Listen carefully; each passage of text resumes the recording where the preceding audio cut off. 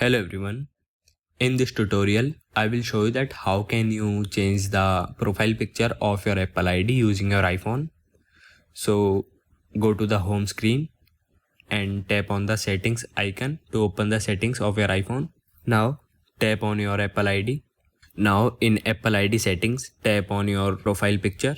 Now you will be given the option either to take a new photo or choose a photo from your existing photos.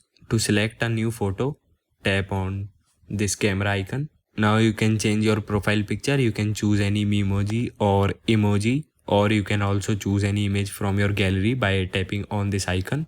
And if you want to remove the picture, then tap on this cross icon on the top of the profile picture and then click on done.